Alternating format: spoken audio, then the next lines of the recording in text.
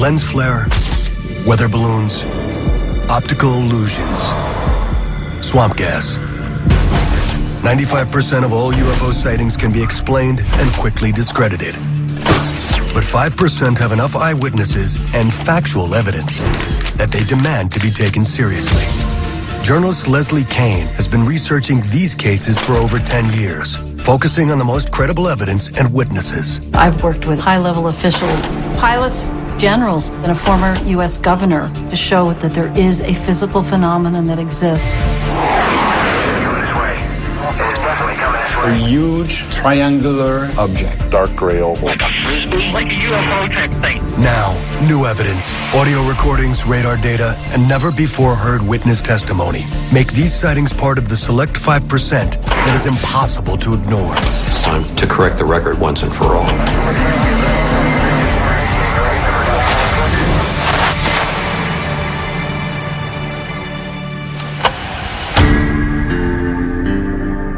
The large majority of UFO reports are made by civilians in isolated cases with one or two corroborating witnesses and can be easily dismissed. Oh, here he comes from the south. He's coming toward us now.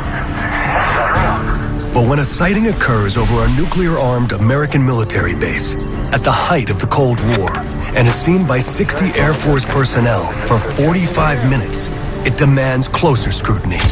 Here we have a senior officer making a report of a UFO directly over the most important base in the whole NATO network, and there's no response to him. I found that absolutely astounding. Now, 30 years later, key witnesses have come forward to tell their remarkable story. The team and witnesses were told to treat the investigation as top secret, and no further discussion would be allowed. This is the extraordinary incident at Rendlesham Forest.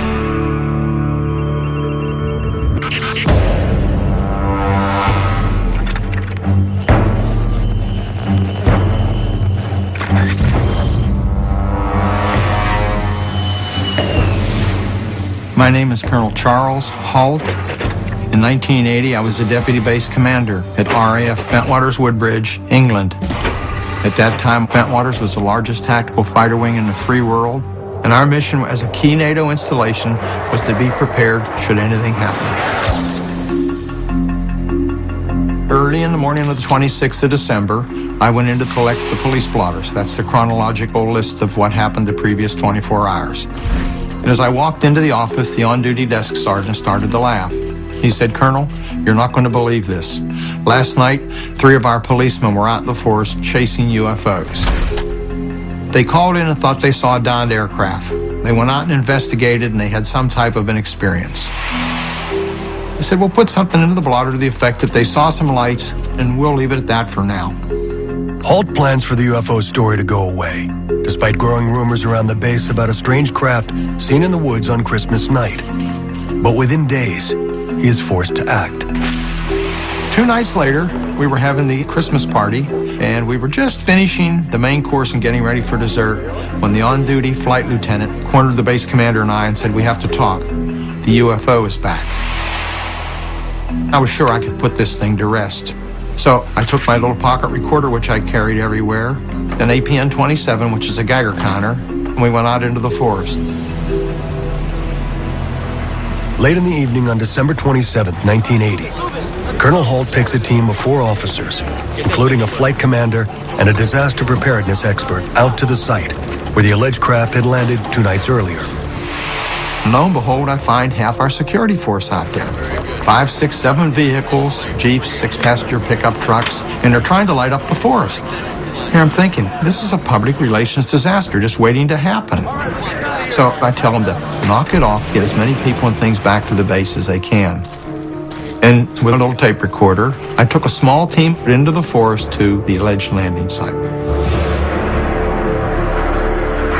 found a small blast, what looks like a scrubbed up area here. We got very positive readings. See, is that here the center? Yes, it is.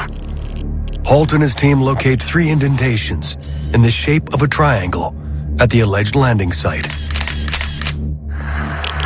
What kind of readings we got? Anything? Let's go. 7 tenths there. 7 tenths right here in the center?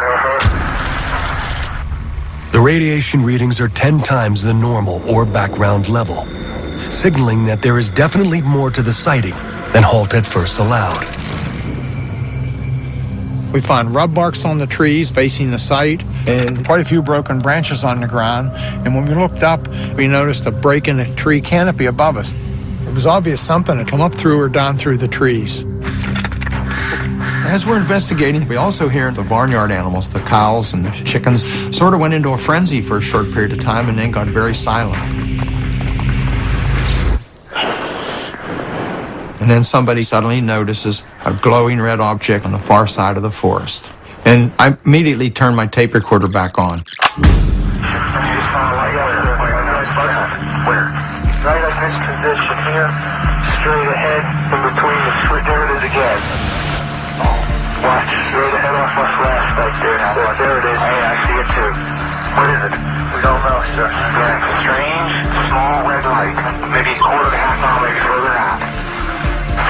Let's move on to the edge of the clearing so I can get a better look at it. As Holt and his team race to get closer, the details of the object come into focus. It was oval. This was all reddish orange. And there were like pieces of molten metal dripping off it, and they were falling to the ground. It had a black-like center. This was solid black. And this would actually like blink, almost like an eye. It moved horizontally through the trees, about 4 to 6 feet off the ground, zigzagging, bobbing up and down a little bit, as though they were searching for something, and it definitely was under some type of intelligent control. Holt's description matches many other sightings of UFOs. Witnesses often report red orbs that dart and search as if under intelligent control. But for Holt and the other officers, their experience is about to become anything but typical. It appears to be maybe moving a bit this way. Yes, it's farther than it has been. No, it's coming this way. It's definitely coming this way. There is no doubt about it. This is weird. We watched it for probably 2 or 3 minutes, and suddenly it silently exploded into 5 white objects, and everything disappeared. Well, this really puts us all but in shock. I'm thinking, I'm never going to be able to explain this. People will never believe this. This is just too bizarre. Well, somebody in the party looks to the north and said, "Look, what's that?"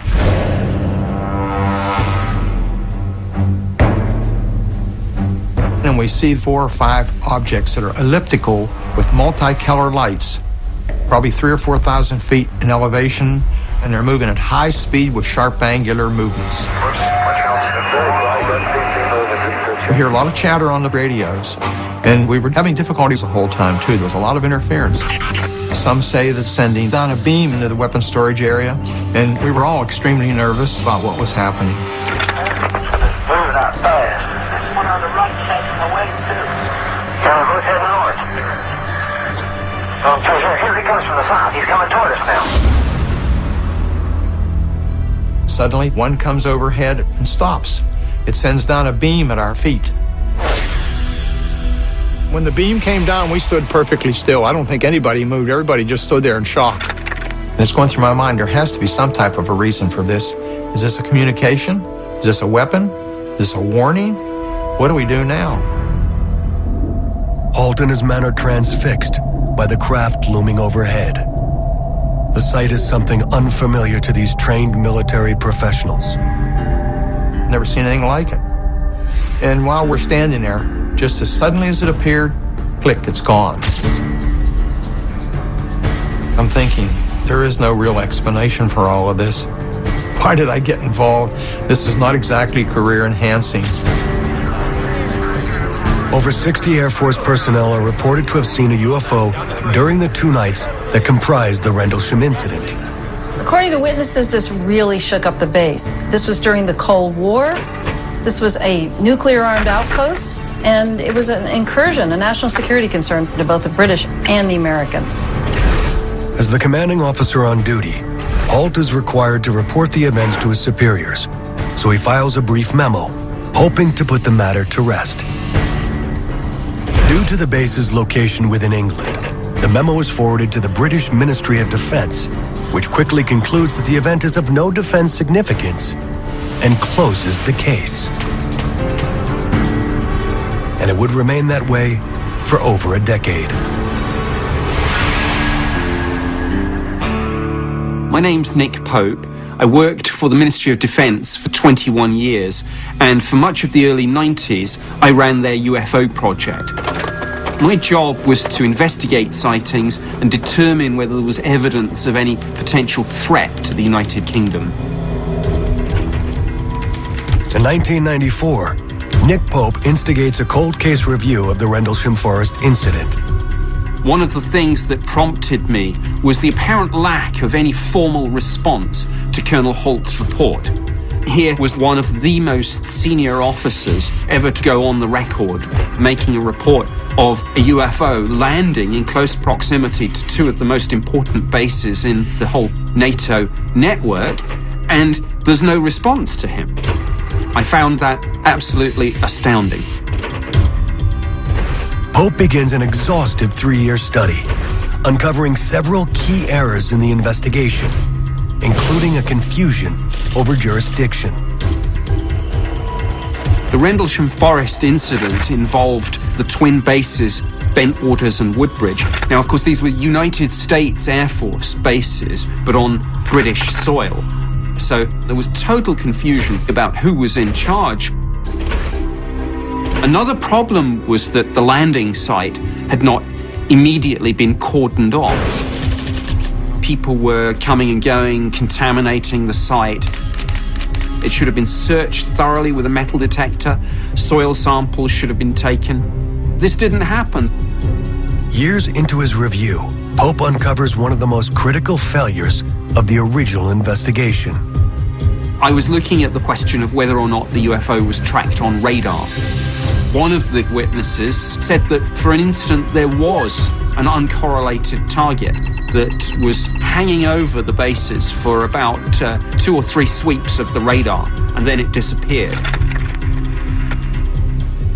But when the Americans made the report to the UK, the date was wrong. So, of course, the Ministry of Defence were looking at the wrong night. And by the time we realised the error, the radar tape had been destroyed. The original investigation had been fatally flawed. But Pope would go further than simply detailing the failures of the original investigation.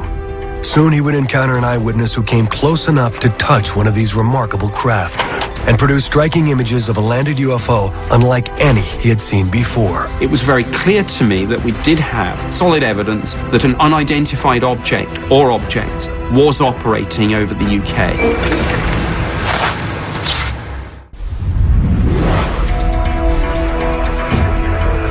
Just after Christmas in 1980, over 60 Air Force personnel witnessed what they describe as multiple unknown craft over the twin NATO bases, Bentwaters and Woodbridge, England. The experience rattles the soldiers, including Deputy Base Commander Colonel Charles Holt. I'm thinking, I'm never going to be able to explain this. People will never believe this. This is just too bizarre. The sighting is never officially explained, leaving the witnesses to question what they believed they saw. Until a decade later, when Nick Pope, a British Ministry of Defence official in charge of UFO investigations, instigates a cold case review of the now infamous sightings.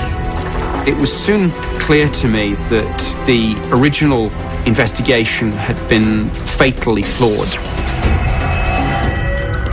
Troubled by these failures, Pope takes his investigation deeper. In 1994, he interviews a man who would become a key witness in the case, Sergeant James Peniston, a senior American airman in charge of security. 2 days before Colonel Holt's sighting, Sergeant Peniston had also seen the UFO, and he and 2 other airmen had actually approached this object, and he got close enough to produce some spectacular drawings.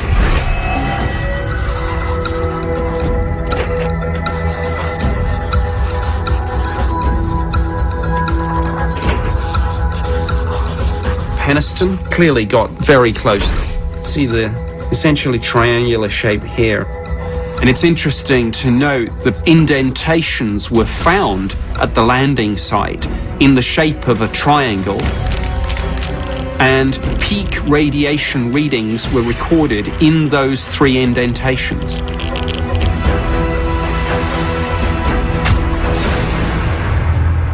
As the 3 of us got closer to the craft, we started experiencing radio difficulties. The air around us was electrically charged, and we could feel it on our clothes, our skin, and our hair.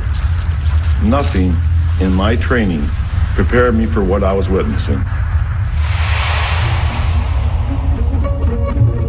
Sergeant Peniston observed the craft for nearly 45 minutes. One of the most intriguing pieces of information were strange symbols that he saw on the side, which he said reminded him a bit of Egyptian hieroglyphs. And he sketched this in his police notebook.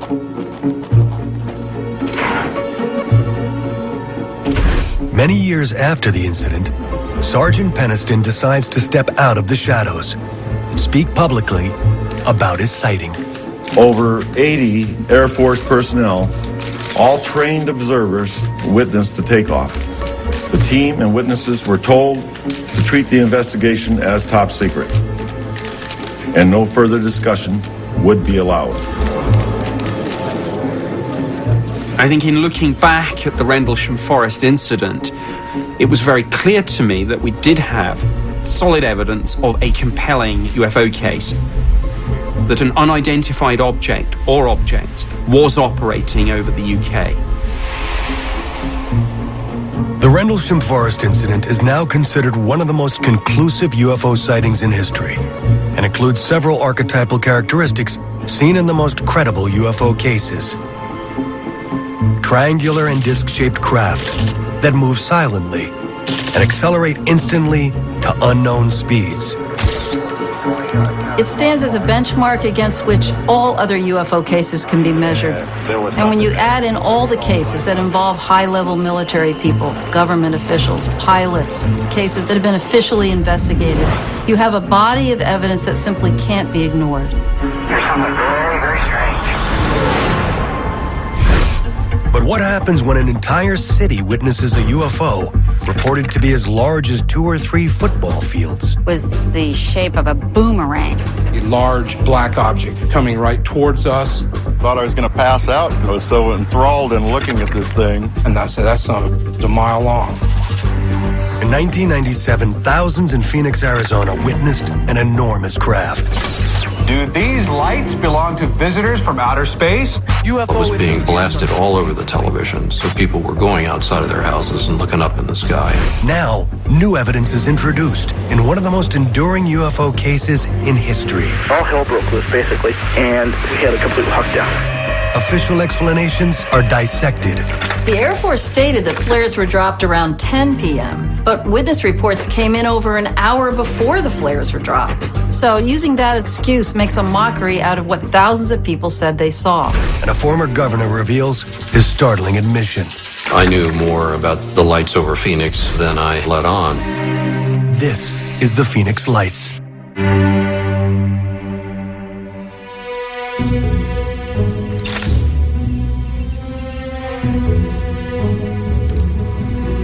I'm Fife Symington, the former governor of Arizona, and in the spring of 1997, there was a very unusual event that occurred while I was the governor. I guess some people refer to it as the lights over Phoenix. It was Thursday night, March 13th, 1997, at 8:30 p.m. My daughter Monica came running in to say there was something coming over the end of Camelback Mountain. And so 4 of the kids got up, ran out, and I ran out with them. And I looked to the north. My wife and I saw 3 bright white lights in triangle formation coming right towards us. It had 5 big lights in front, and it was the shape of a boomerang. It was a solid craft, silent, very low to the ground. And the thing that took me was the size. Profoundly enormous, profoundly massive. I mean, we don't even have shopping centers this big. We stood and watched it come, and it floated directly over our house. And it was probably 5 to 6 minutes that we had full view of this. My wife and I, we just stared at each other. And I looked her right in the eye and I says, we just saw our first UFO. Do these lights belong to visitors from outer space? Hundreds of people across the valley think it's a distinct possibility. What is described as a giant, brightly lit boomerang soars through the air. No official explanation of those strange bright lights. That night, it was being blasted all over the radio, all over the television. So people were going outside of their houses and looking up in the sky. And it was being viewed by thousands of people across the valley. There were barrages of phone calls coming into the governor's office and to the Department of Public Safety. People wanted answers. So, of course, I was making my inquiries immediately to the head of the National Guard. And I had members of my staff calling Luke Air Force Base to find out if they were flying some exotic aircraft over the valley and not really getting any answers. I mean, everybody was just sort of, oh my gosh, well, we don't know what it is. Something strange happened in the skies over Arizona that still hasn't been fully explained. It's something UFO enthusiasts are calling a major sighting. Pilots report seeing it in the air, yet military radar screens pick up nothing. Whatever it was, it has more than a few Phoenicians watching the skies tonight. Well, in the weeks following the incident, over 700 witnesses called in reports to local officials and to the National UFO Reporting Center, a private organization in Seattle, Washington. And these witnesses included pilots, police officers, and military professionals. Although descriptions of the craft differ, several overriding characteristics prevail. It is a massive solid object, not merely lights, in the shape of a delta or triangle. And it makes no noise as it moves over the valley. Most importantly, it is viewed from multiple vantage points by witnesses across the county for a total of 106 minutes. We literally were laying down on the grass looking up at it. It was a solid object. Something that Alan could never explain. Real deal. It was a major UFO event, seen by thousands of people across the state of Arizona. And they were expecting a serious response from the government. Well, you can imagine the building hysteria that was going on in our community about what really happened and what we were going to do about it. I'm going to order a full, investigation of this through DPS. We're going to make all the necessary inquiries, and we're going to get to the bottom of it. We're going to find out. I was probing, trying to get answers, but everybody was sort of denying that they saw it in official channels, which really had me perplexed. And Councilwoman Barwood really took the lead. She called Senator John McCain, and the senator was the first person to get something out of the Air Force. The Air Force tells Senator McCain that the lights are high-intensity flares, dropped by the National Guard between 9:30 and 10 p.m. But since the sightings began at 8:15 p.m., over an hour before the flares were dropped, and in a different part of the city than the UFO was seen, this fails to explain what many witnesses saw. They were all shot right around 10 o'clock at night. They were all southwest of Phoenix. They weren't even over the city or even in the county. What my wife and I saw happened at 8:30. Seems to me this big object came over at 8:30. The authorities decided they better do something to cover it up, so they had a flare show at 10. Well, it was an intentional diversion, yes. What's really confusing is that the lights that were shown on TV that night were actually the flares. Do these lights belong? Because the news footage was taken at 10 p.m. when the flares were dropped. Strange dots of light that were the top of. But that doesn't explain what all the witnesses saw. The flares were dropped over 2 hours after the sightings began. These were two separate events.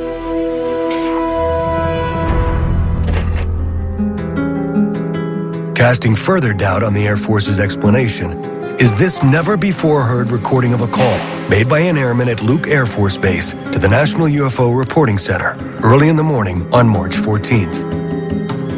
Apparently, we got a call from Prescott Valley Airport, a small airport north of us, reporting an object that had a near miss with a small Cessna. The call came up approximately 8:32 that they encountered something over Phoenix, Arizona, over the area of 7th Avenue and Indian School Road. They don't know what it was. According to the airmen, Luke Air Force Base launched two F-15s to investigate the incident, shortly after 8:30 p.m. He spoke with one of the F-15 pilots after their return, describing him as visibly shaken. The command pilot of this particular flight, I've never seen this man scared. And he was scared to death. He's not sure what it was. His statement was that they followed this aircraft. It went on a straight line course heading towards Sky Harbor Airport, which is one of our main airports here, at approximately 18,000 feet, descending to 10,005. He saw 5 distinct lights in a triangular pattern. First 3 lights were in a tight triangular formation, and then the other light was at about 400 yards, also on the east side of the triangle. It scared the hell out of them, and after they landed, the base was we had a complete lockdown. All hell broke loose basically, and the facility was closed. Despite the shocking testimony, the Air Force categorically denies the encounter. But like the Rendlesham case before it, official attempts to dismiss the sightings are unsuccessful.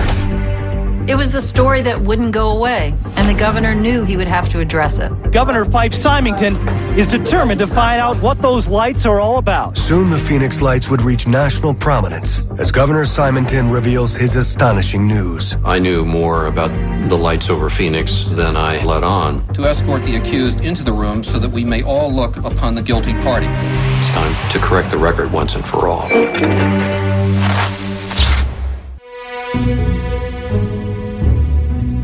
But when you serve in public office, you have to be very careful dealing with sensitive, incendiary subjects like UFO sightings. Well, I'm going to order a... The fact of the matter is, if you're a public official and you start talking about UFOs, you really get attacked. It's unbelievable. So we start tonight with those strange dots of light. Plus, the left side... In 1997, thousands witnessed a UFO over Phoenix.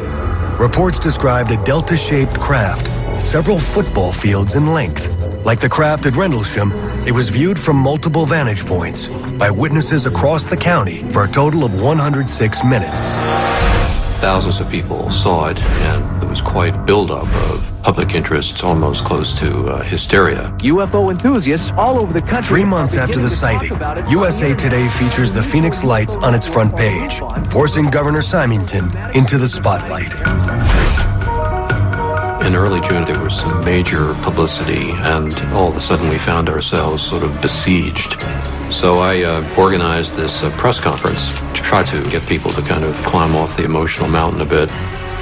On June 19th, Symington holds a news conference to announce the mystery has been solved. And now I'll ask Officer Stein and his colleagues to escort the accused into the room so that we may all look upon the guilty party. Don't get him too close to me, please. Now, this just goes to show that you guys are entirely too serious. It really was a very funny spoof, but unfortunately it was taken the wrong way. It was an insult, and I'm greatly offended, as are many, many witnesses, because a lot of people could have came forward, but instead they became reclusive. They refused to talk about it because of this, because of the ridicule. I was angry over it because I know what I saw, and I did not like that kind of attitude. When this thing was over my house for 5 minutes, someone should care. Someone should care. That press conference, it really did upset a lot of people, and I regret that. But what really bothered me was that I knew more about the lights over Phoenix than I let on. And I should have talked more openly about my own experience sooner. On March 13th, I was having dinner with my family. We had the TV on, and I was well aware of the news about the UFO. So I said, I'm going to jump in my car, and I'm going to go down Lincoln Drive past Squaw Peak and see if I can see what's going on. When I got here, there were people milling around, just enjoying the park. And I was here for probably 5 or 10 minutes, and somebody said, look at that, and out to the northwest, this great big massive craft, probably around 3,000 or 4,000 feet, took out a whole chunk of the sky and you could see other aircraft in the distance, but airplanes looked like little toothpicks compared to the size of this craft. And it came right at us, made not a sound, and just moved almost sort of gently and smoothly, not that fast. It just glided over Squaw Peak.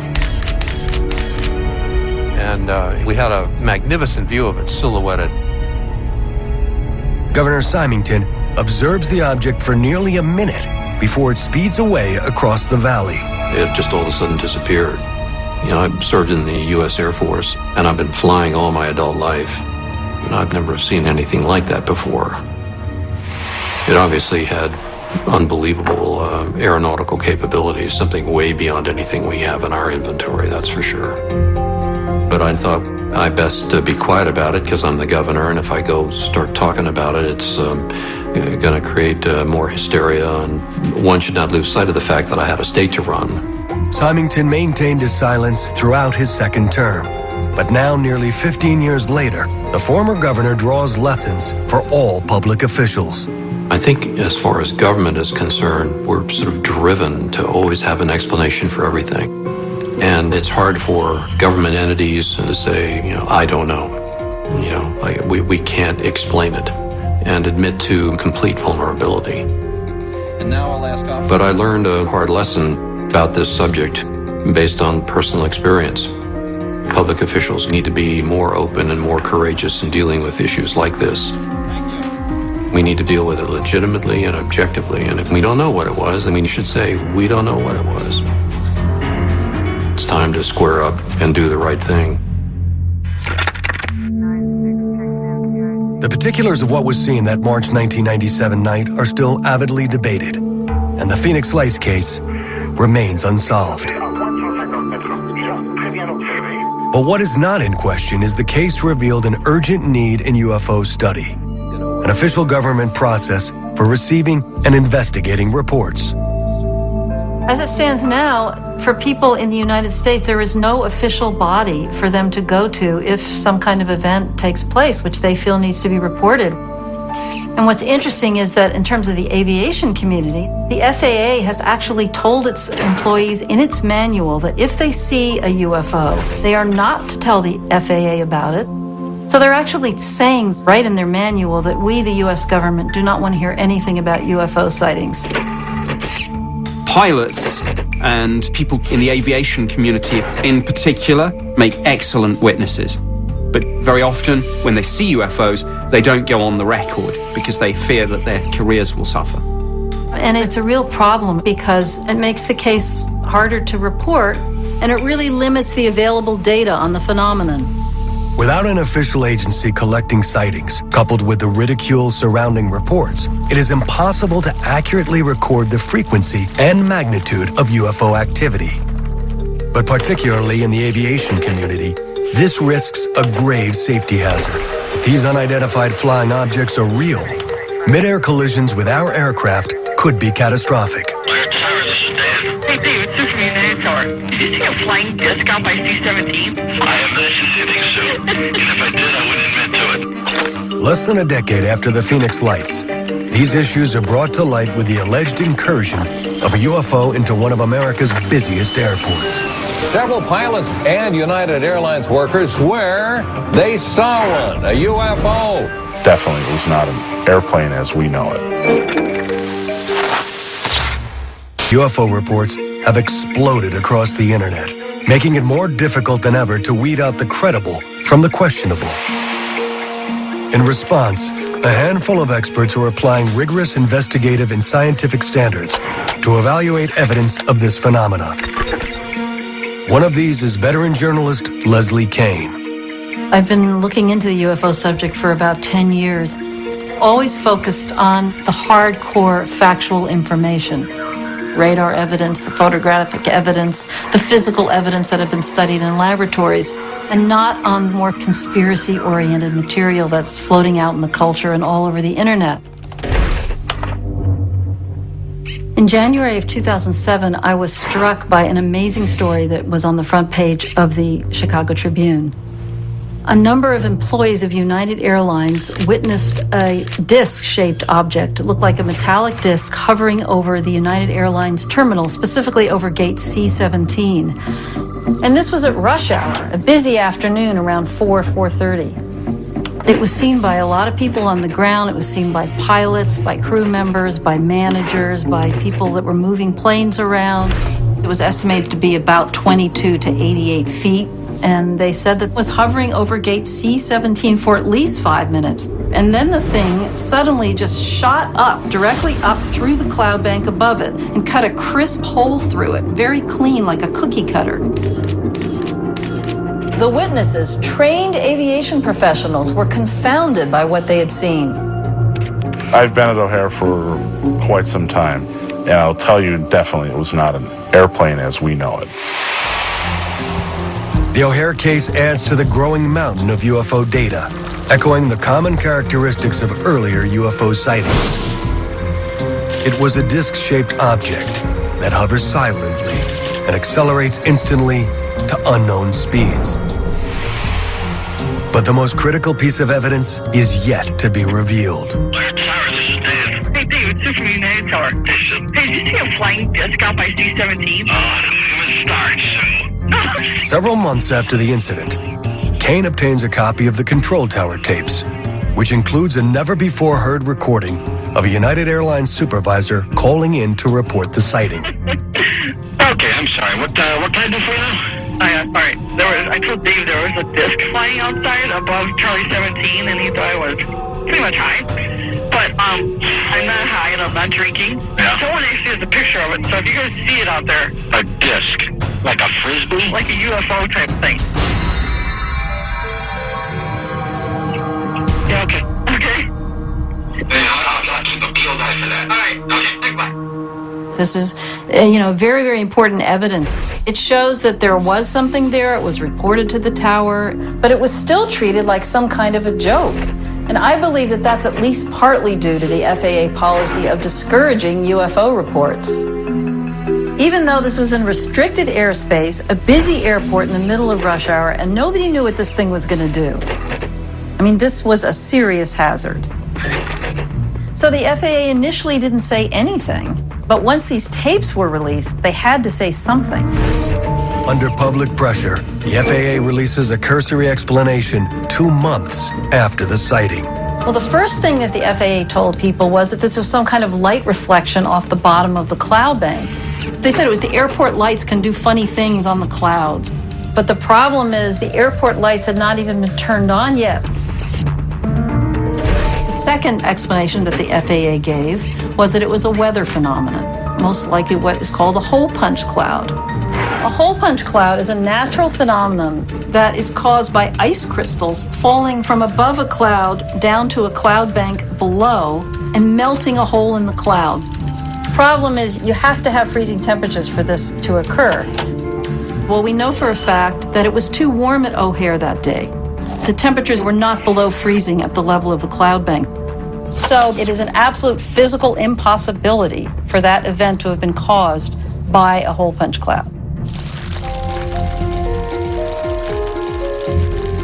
Ultimately, the O'Hare case and the FAA response to it are typical of how the U.S. government handles UFO sightings.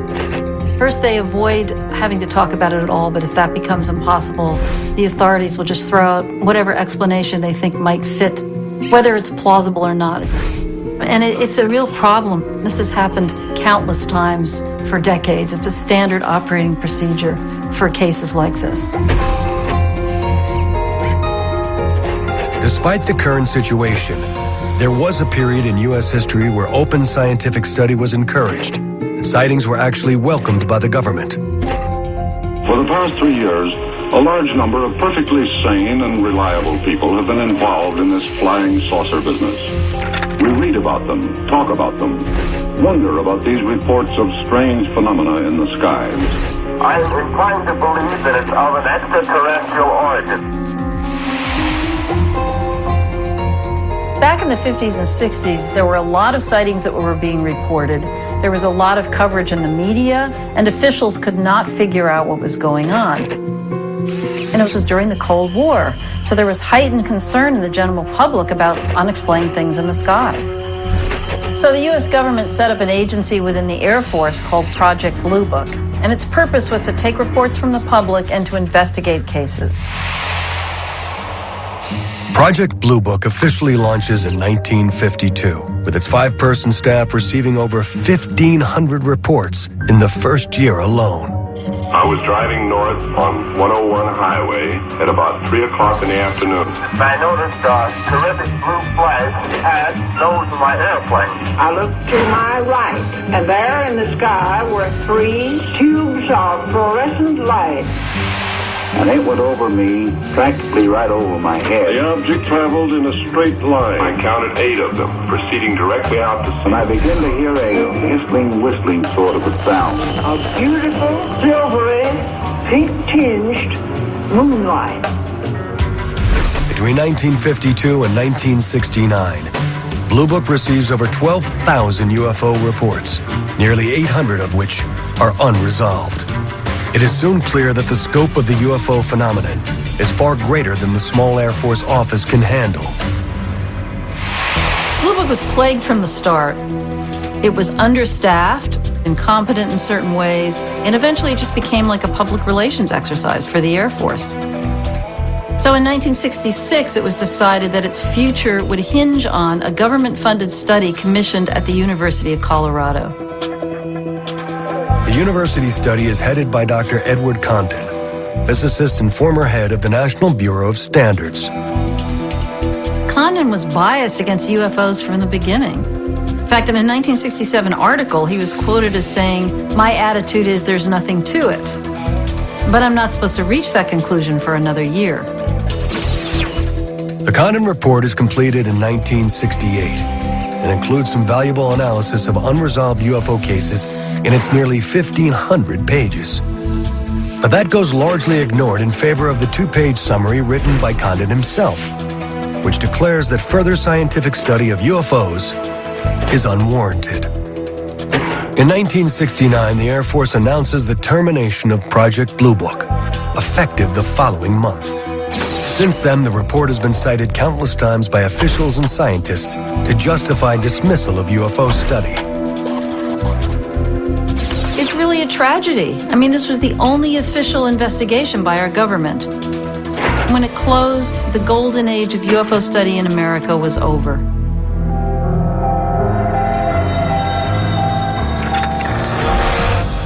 Since 1970, many cases have challenged the assertions behind the close of Blue Book. But a 1986 sighting near Anchorage, Alaska would produce standout evidence that demands to be taken seriously. Yeah, that's 1-2 again. On some other equipment over here, we have confirmed there is a flight size of 2 around your 1550 squawk. Where is he following us? It looks like he is, yes. In this case, a captain with 30 years of flight experience puts his reputation on the line by reporting an enormous craft that follows him for nearly an hour. An encounter that would yield the longest recorded data of a UFO to date. Hard evidence that would be brought all the way to the White House. They were all excited about it. So I said, "What do you think it is?" He says, "Well, it's a UFO."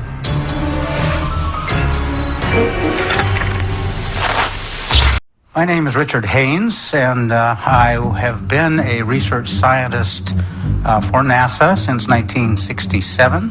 My interest in unidentified aerial phenomena goes back 30 years at least. When I was a skeptic, I was just quite convinced that I could explain the phenomenon. But I had an opportunity to talk with commercial pilots who would come in to fly our simulators. And once in a while, a pilot would tell me this remarkable story that it had happened to him. And over the years, I began to realize that I was wrong, that I could not explain phenomena. So in the 1970s, I began collecting face-to-face pilot interviews, sometimes in the cockpit of the airplane. Sometimes we would refly an actual encounter. And so far, I have collected over 3,000 sightings from virtually every country of the world, and quite a number of them were very serious. These would qualify as near miss by FAA standards. And so, looking at air safety as our concern, we formed NARCAP, the National Aviation Reporting Center on Anomalous Phenomena.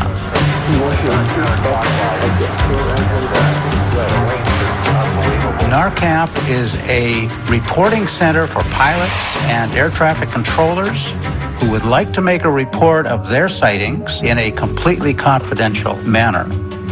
This is very important because a lot of pilots are afraid for their careers. They believe that they will be ridiculed, and the implication is that if you see something in flight, you're not competent to fly the airplane, which is absurd. We've got to turn that situation around. Yeah, that's 1-2 again. On some other equipment over here, we have confirmed there is a flight size of 2 around your 1550 squawk. Where is he flying? It looks like he is, yes. In 1986, NARCAP learns of a sighting near Anchorage, Alaska, that would become one of the best-known pilot cases on record. A key investigator on this case is former FAA Division Chief John Callahan. I was the division manager for the Accidents, Investigations, and Evaluation Division, FAA headquarters. The rule was if anything came up that was newsworthy or was an accident, we had to know before the smoke cleared.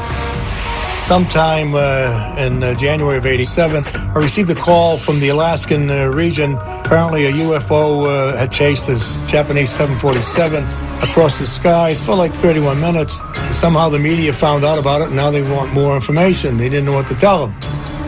I said, tell them it's under investigation.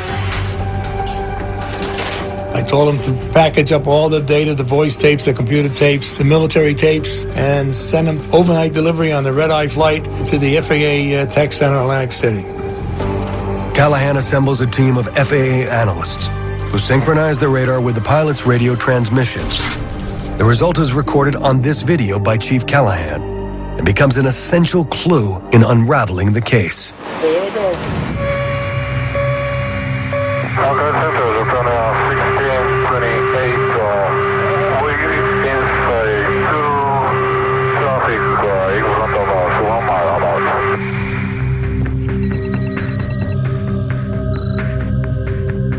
Captain Kenju Teruchi, a senior captain for Japan Airlines, flying a 747 cargo flight from Paris to Tokyo.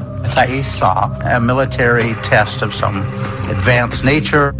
When he looked at his airborne radar, he saw a large target 7, 8, 9, 10 miles in front of him.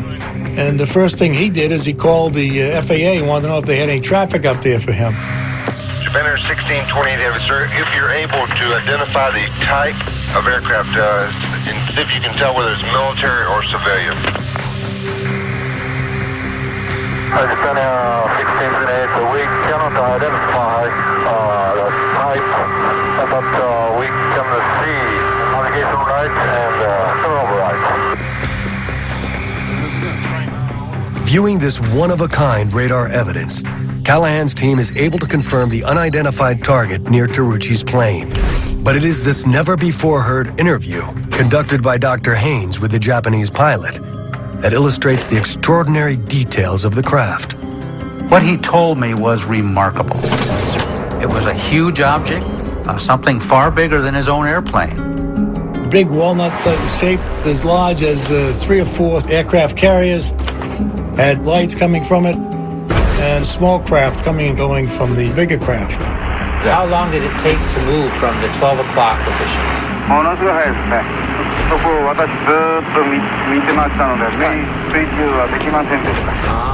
Captain Teruchi made no excuse for being afraid.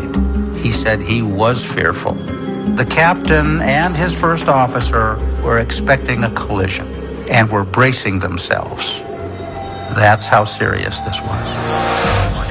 The Anchorage controller clearly takes the sighting seriously because his next step is to confirm the unidentified target with nearby Elmendorf Air Force Base. Okay, it looks like I am getting some search primary return. I don't know if it's erroneous or whatever, but... It's not erroneous. I want you to keep a good track on there, and if you can pick up a code, verify that you do not have any aircraft operating in that area, though. That is firm. We do not have anybody up there right now.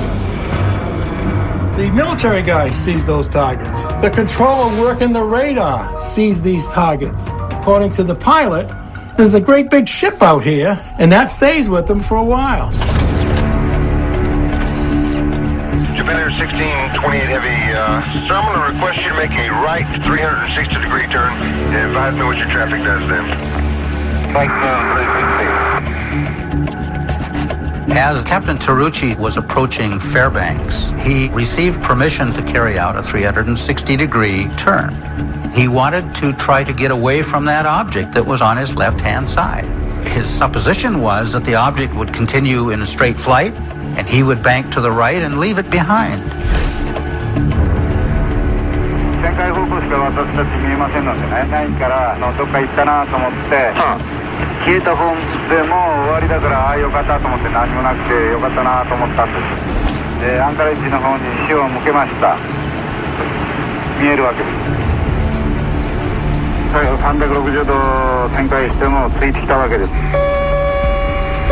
Yeah, that's 1-2 again. On some other equipment here, we have confirmed there is a flight size of 2 around your 1550 squawk. Where is he flying? It looks like he is, yes.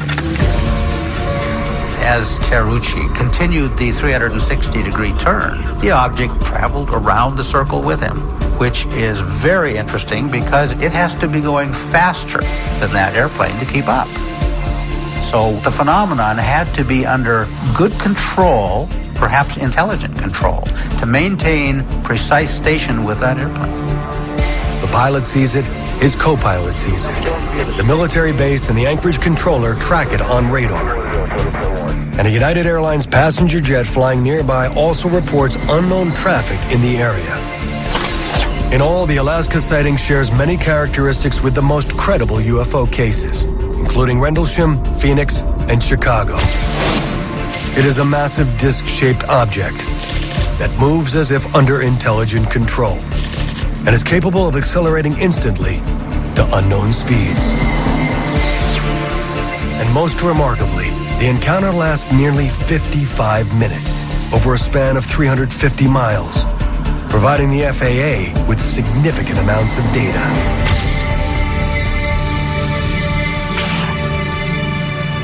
I had the analysts put together a chart that would explain every hit around the 747. And even a blind man could see there was a target there. But I'm thinking it's the stealth bomber, figuring who believes in UFOs. When Callahan returns to Washington, a meeting is arranged with the White House scientific team to review the materials. There was 3 scientists from Reagan's staff. There was 3 guys that said they were with the CIA. And I played the tape 3 times for them. When the video got done, they were all excited about it. They're drooling. They can't wait to get their hands on all this data. This is the first time they ever had more than a few minutes of radar data to go through. And then the CIA guy, he steps forward and he says, this event, pointing to the TV monitor, never happened. We were never here. We're confiscating all this data, and you're all sworn to secrecy. So I said, what do you think it is? I'm still thinking it's the stealth bomber. He says, well, it's a UFO. 2 months after Callahan's meeting, the FAA releases an official explanation for the sighting, which, like the Phoenix and Chicago cases, seeks to explain away the phenomenon. They said it was a split beacon. It was a ghost target. It was ring around. It never happened. But the Japanese pilots do not see ghost targets. They don't see ring around. They don't see split beacons. We only see a dot or a slash on radar. You have to rely on the pilot telling you what's there. Captain Tarucci decides to go public with his encounter at great personal risk to his reputation. Because of his willingness to fill out the forms and be interviewed in great depth, Japan Airlines decided that he should no longer fly. And so Captain Tarucci was asked to fly a desk, as they say. This case illustrates what's at stake. Until the U.S. government changes its policy on UFO sightings, witnesses are always going to be afraid to come forward with critical and important evidence. This is how science progresses, is to allow people to openly and honestly describe what they're seeing. We're never going to get to the bottom of this phenomenon until we have an open disclosure.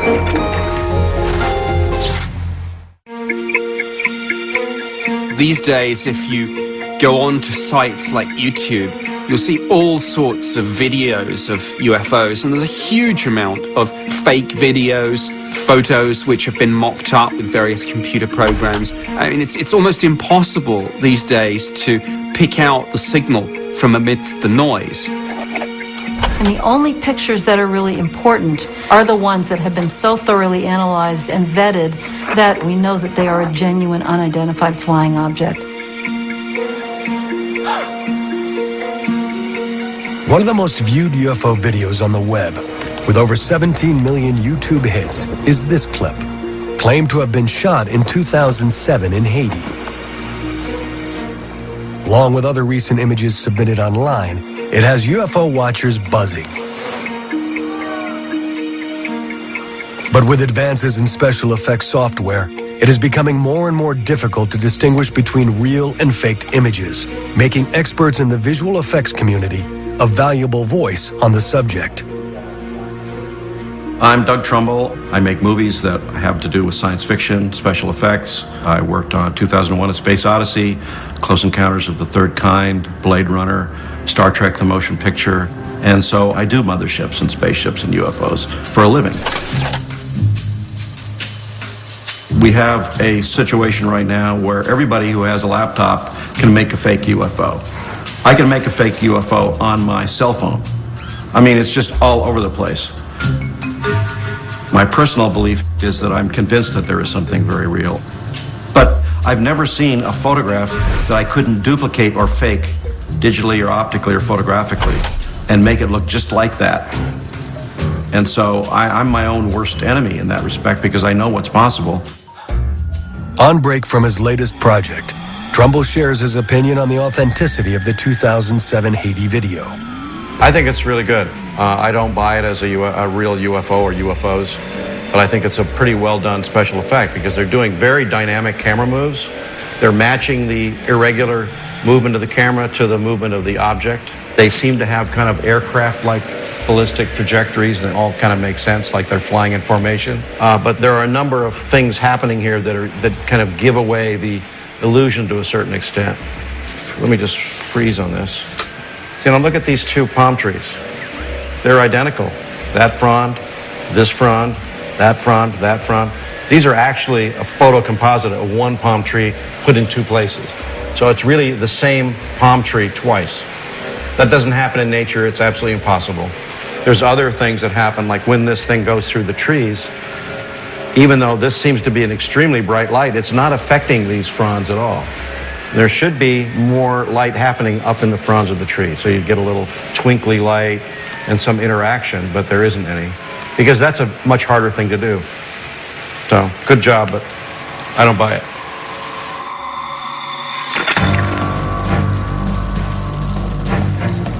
While vacationers with video cameras may stumble upon irrefutable proof of UFOs in the future, there are already images of the phenomena that have been scientifically tested and widely accepted. Des personnes affirment avoir vu longuement et à plusieurs reprises The Belgian sightings of the late 1980s and early 90s are some of the most widespread in history, with over 2,000 well-documented and researched reports by pilots, police, and military professionals. I thought this is an intrusion of our airspace. We have to find out because it's an air defense issue. The 18-month epidemic of UFO sightings rattles the Belgian government and brings the scientific community its most conclusive piece of UFO evidence to date. I look at it and said, oh my God, that's too much. My feeling at the time, I must admit, it was a fake. This is the Belgian wave.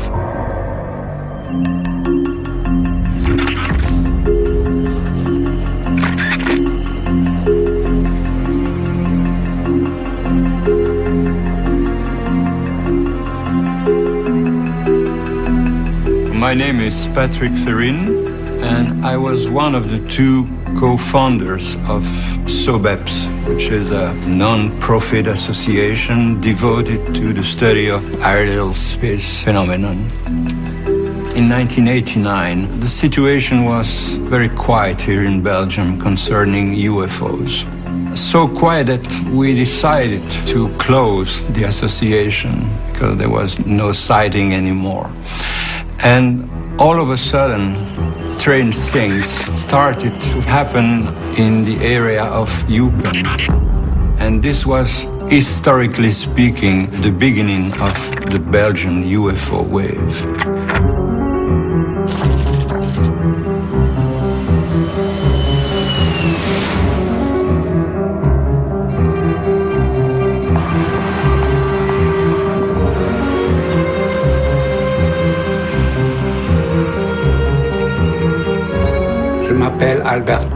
My name is Albert Kreutz. On the evening of November 29th, 1989, I was the dispatcher at the Eupen police station. At around 5:30 p.m., a team of police officers informed Kreutz of an object flying over a nearby field and reportedly lighting it up like a soccer stadium. I joked with them, since it was the end of November, that it was St. Nicholas coming down. Then they screamed, "Look out your top floor window, and you'll see it."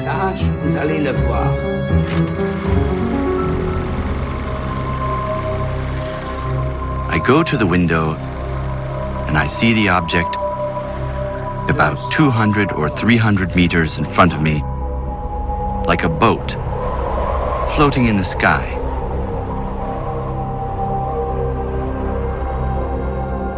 It was magnificent to see, and it made me think that we are not alone on this earth, in the universe. I found it beautiful.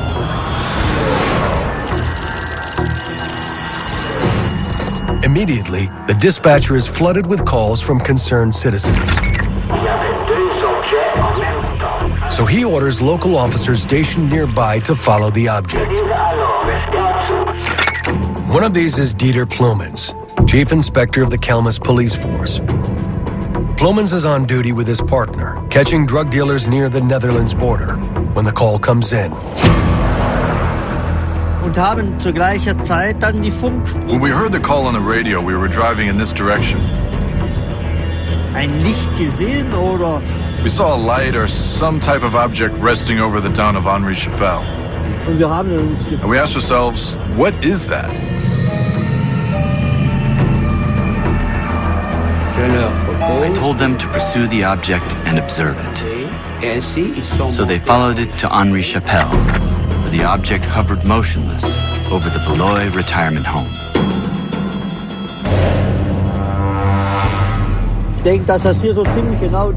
I think this is pretty much the exact spot where we stopped at the time. We saw a huge object above us with round lights on 3 corners.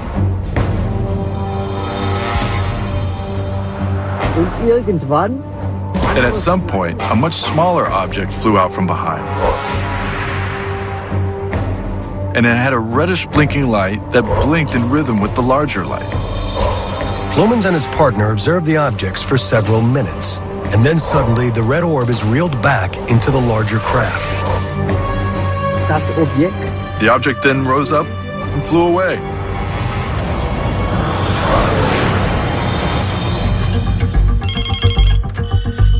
Kreutz and Plumens' accounts are among the many that began to flood in that night.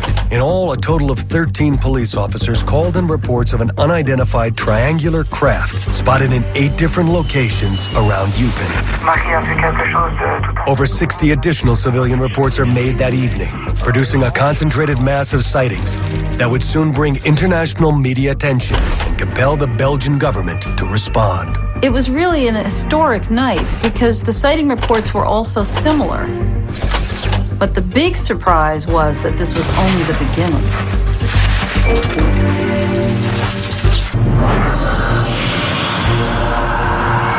Des personnes affirment avoir vu longuement et à plusieurs reprises des objets volants et lumineux de forme triangulaire. Ils ont vu dans le ciel un phénomène étrange, un ovni. The day after November 29, it was a huge covering in the media. Résultat des interactions entre les forces cosmiques. It was on TV, it was in the newspaper everywhere. And immediately we took our car and we went to Eupen to interview the people who saw it. Mon mari a vu quelque chose de tout à fait incroyable la nuit de lundi. Et il a vu un objet énorme avec d'immenses rayons lumineux qui l'a suivi pendant plusieurs minutes alors qu'il rentrait à la maison. Voilà, il n'ose pas en parler parce qu'il a peur qu'on se moque de lui, mais moi, je tiens quand même à vous en informer. We collected 150 different sightings from the same area, describing almost the same thing. Donc ça forme un triangle. Un triangle? Comme un triangle. Oui. A huge, triangular, dark object. Avec chaque extrémité, un grand feu blanc. C'est vraiment comme des phares d'atterrissage d'un avion, mais à beaucoup plus fort, parce que ça vient de souvent. Et au milieu de celui-ci, un gros clignotant rouge. What was very interesting is that triangular object wasn't reported at the time in 1989. At the time, in ufology, people were speaking about flying saucers, discs, something like that, but not a triangular, dark-shaped object. This was new.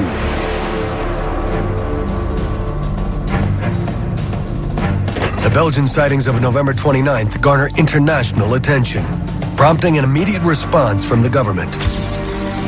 A point man is assigned to head up the government inquiry. Major General Wilfred de Brouwer, head of operations for the Belgian Air Staff. In 1989, I was in charge of protection of the airspace of the country when a total of 143 sightings were reported in the area of Eupen. When receiving such report at military level, a lot of officers will reject it because it's not in their terms of reference. It's frustrating. It's frustrating having to declare that you don't know what is going on. So when it came to my office, I wanted to react in the same way. But I thought this is an intrusion of our airspace. We are the country hosting NATO. We have to find out because it's an air defense issue. De Brouwer's first action is to contact the U.S. Embassy to find out if any stealth flights had taken place in the area without warning them. No, they came back very quickly and confirmed formally that no such flights had taken place over Belgium. So that wiped out that theory. But the sightings continue, including many cases where several people were involved in a single sighting. Police officers, military and government personnel, and an Air Force weather forecaster. Highly credible witnesses, all of them convinced that they saw something exceptional. One of the cases that most intrigues de Brouwer occurs just 2 weeks after the initial sightings, when several witnesses report a triangular-shaped craft near the rural town of Ernage. De Brouwer is particularly struck by the account of Colonel André Amand, a civil engineer who is also director of infrastructure for the Belgian army. I was driving from my house, my wife by my side, to go pick up my son at the Gembloux train station. I noticed 3 yellow panels moving parallel with me beside the road. Under them was a pulsating red light. I did not understand what it was. My wife said it's probably just a plane. But I wanted to see it, so I slowed down. And the object stayed with my car. So I accelerated and slowed down 2 or 3 more times. And every time the UFO would catch up with me. Then the UFO traveled behind the Sarnege woods. So I turned left and stopped on a small hill in front of a farm.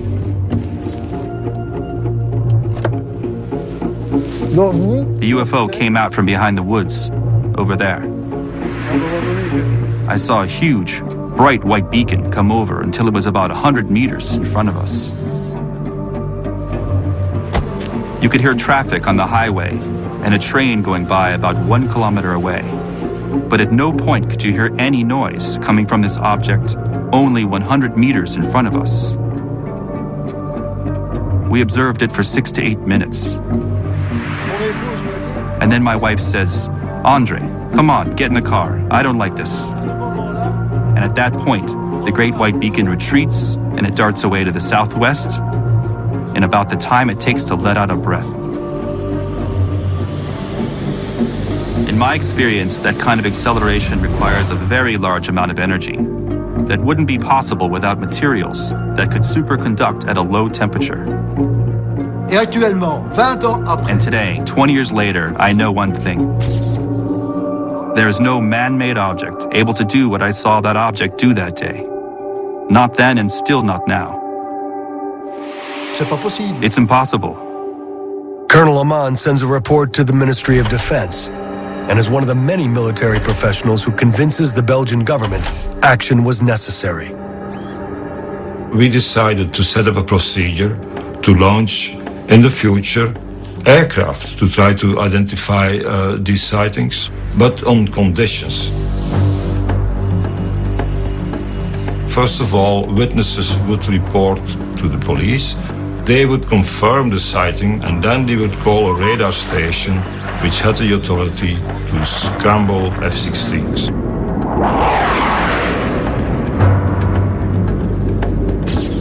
I am Yves Mielbergs. In 1990, I flew F-16s in the 350th Squadron in Belgium.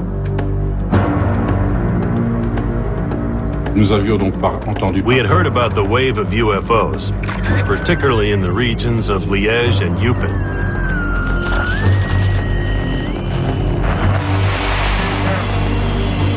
On the evening of March 30th, 1990, Mielberg's unit is informed of a string of UFO sightings around the town of Louvain. We immediately took off in formation, 2 F-16s flying east of Brussels. Our goal was to intercept or come as close as possible to the objects and try to identify it as best we could. Maintenant, voyageons en direction sud, à une vitesse extraordinaire. Libre pour l'investigation. Contrôlez l'armement. The speed at which the object was moving, the large variations in altitude and course, were particularly unique.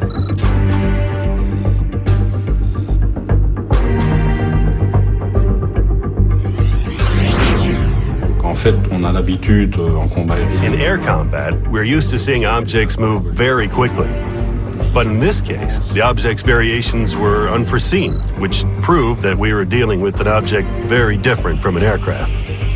Contact. On va rendre dans les passés. Voilà, ici vous voyez le vecteur de l'objectif 300 degrés, vitesse 999. Vitesse normale. Bon, la vitesse d'un avion normal à cette altitude est l'ordre de 350-400 nœuds. Under pressure from a hungry press and public, De Brouwer holds a press conference to discuss Mielberg's flight. Voilà, ça c'est une vitesse de 1010 nœuds. Donc ça c'est la vitesse maximale qu'on a enregistrée. The F-16s registered objects that were flying at a normal speed, but suddenly turning and accelerating to speeds which were much higher than the speed of sound. Now, this cannot be done by any conventional aircraft. Donc, les accélérations ont passé de 150 à 500 nœuds dans une fraction de seconde.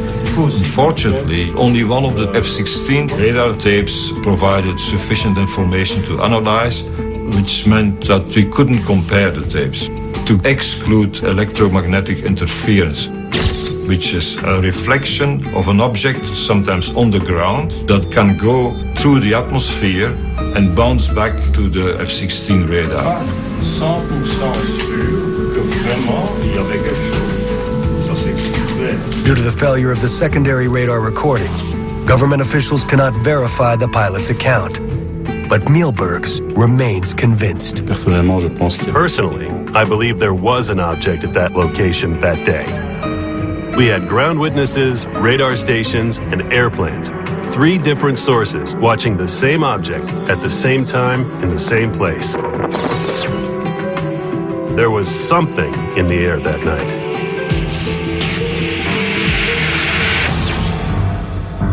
The individual sightings of the Belgian wave are remarkable and impressed de Brouwer and other investigators with their legitimacy. But what they didn't have was something irrefutable, a piece of evidence that would bring this fully into the realm of science. On a spring evening in a village not far from where it all began, this evidence would finally arrive, and the results would be more than they had imagined. My feeling at the time, I must admit, it was a fake. More than a year after the Belgian wave began, UFO reports continue to flood the office of SOBEP's co-founder, Patrick Ferren. For almost 18 months, we collected massive observations, and we met several hundred people. We collected something like 60 photographs of unidentified flying things, and almost the same amount of video film. But unfortunately, they're all very bad. All you can see is small dots of lights on a dark background. But we were lucky to find one good picture. And this picture was taken in the small village of Petit Rechin, which is not that far from Eupen. The 4th of April 1990. At 10 o'clock in the evening, the girl was walking her dog in the garden and she saw a very strange object. She came back in and told her boyfriend, "We have something strange here, can you come and have a look?" And he went out and he took his camera. He only had 2 pictures left, so he leaned against the wall, didn't move at all, and set an exposure time of about 1 to 2 seconds. He took 2 pictures, and when he got his film developed, he saw that one of the 2 pictures was blank, there was nothing on it, so he threw it away. But the second one was interesting. He saw 3 lights and something reddish right in the middle, but that was all.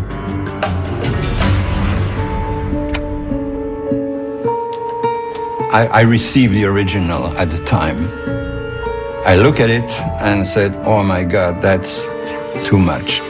My feeling at the time, I must admit, it was a fake. So I built a small model and I tried to reproduce what was on the slides. And I immediately understood that it was not a model.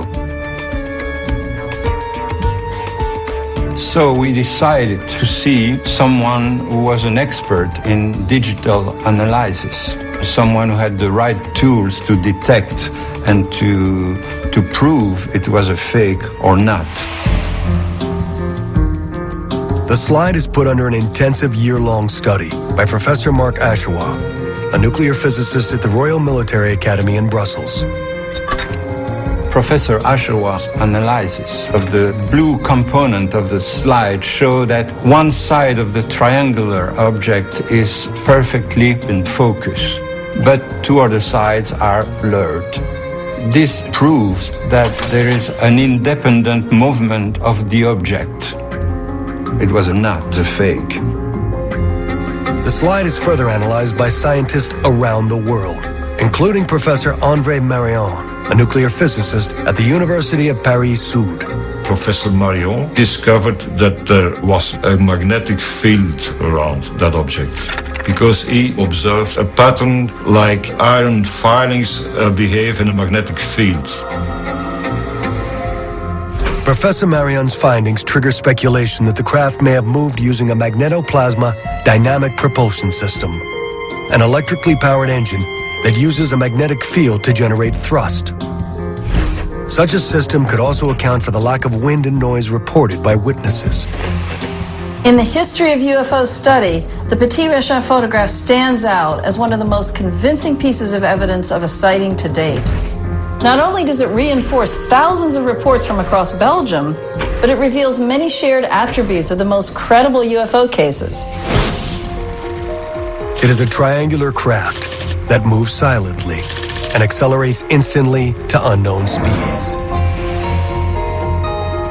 And what's interesting about the Belgian sightings is that we in the UK had a very similar wave of sightings 3 years afterwards. Many of the witnesses talk about a large triangular-shaped UFO with 3 lights on the underside of the craft and a larger, slightly dimmer light in the center. So it's clear that in both cases, governments are looking at this and are coming to the conclusion that we are dealing with a real phenomenon. The Belgian wave is remarkable not just for the sheer number of sightings, over 2,000, but for how well they were reported and officially investigated. It lasted for almost 18 months, and all of a sudden, everything stopped. Of the 2,000 reported cases, 650 were investigated, and out of the 650, 500 remain unexplained. The question remains open, what is it? And I don't know the answer, that's for sure. I can only say what it was not.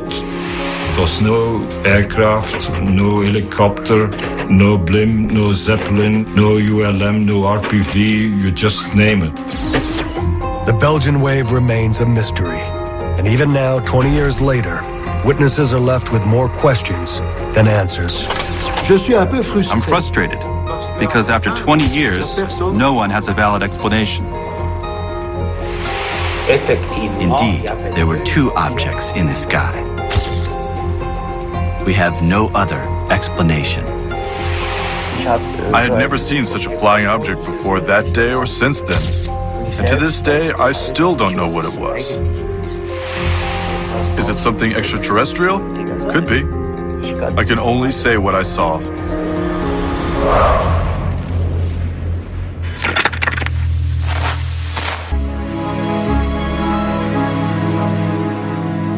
For the thousands of witnesses in the Belgian wave, and many others who have documented their encounters at military bases, major airports, or in the skies above our cities, there is but one conclusion.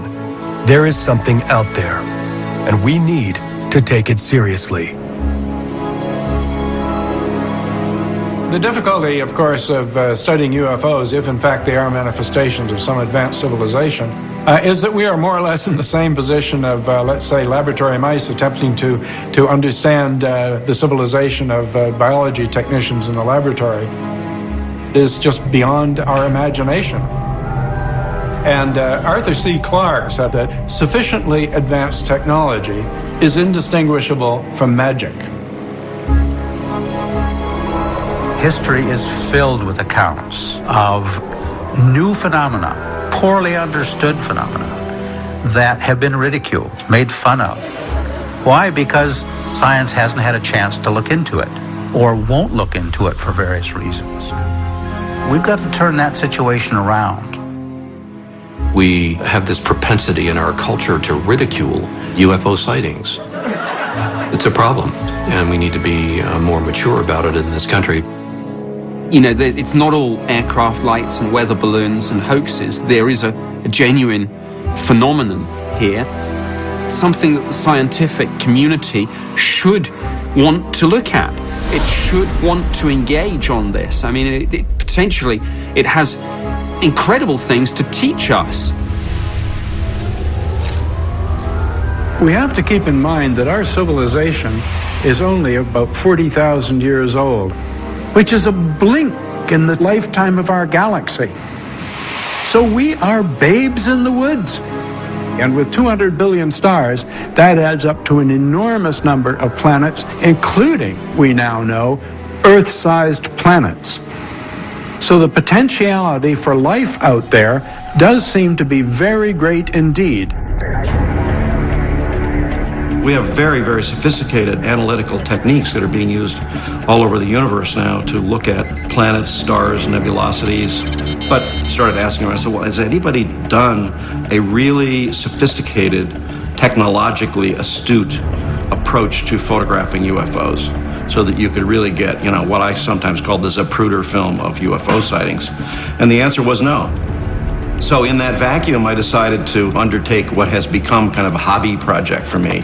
I've started applying very sophisticated digital motion controls and tracking technology that we use in special effects, some of which we developed during the making of Close Encounters, to try to photograph a UFO. Trumbull's project, known as UFOtog, or UFO photography, uses precisely calibrated cameras and radio antennas to record images and data in the night sky. By simultaneously observing the same area from multiple vantage points, Trumbull's equipment can pinpoint the speed, trajectory, and altitude of any recorded object, and more accurately, determine if it is a conventional aircraft. My plan is to make imagery that would be scientifically valid and that could be scrutinized, just like the Zapruder film, to where really good scientific photo-optical analysts could look at them and say, well, this is exactly what happened. Taking a 2-second dark exposure. And I think over the next few years, it's just unlikely that we won't encounter some evidence of intelligent life in the universe. I just think it's going to happen, and it's probably going to happen fairly soon. And I'd like to be part of that.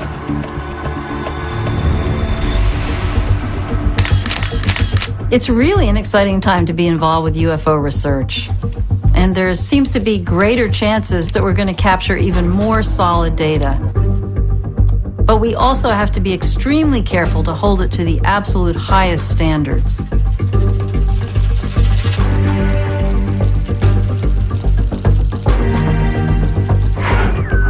was something there, a very small black object. Clockwise, and the length is unbelievable. We do not have anybody up there right now. I was driving north on 101. In these, the most credible UFO cases of our generation, we have heard first-hand accounts that defy dismissal. A NATO-based commander, an FAA division chief, decorated pilots, police officers, a former governor. All have put their reputations on the line to deliver testimony that they at first were unwilling to accept. Together with the evidence collected, from radar data to photographs to never-before-heard audio recordings, these sightings present a case that cannot be ignored. It's the accumulation of overwhelming evidence from pilots, generals, government officials that prove, in my opinion, that we have an actual physical phenomenon that has not been explained. It's time to embrace this information and the new reports much more openly.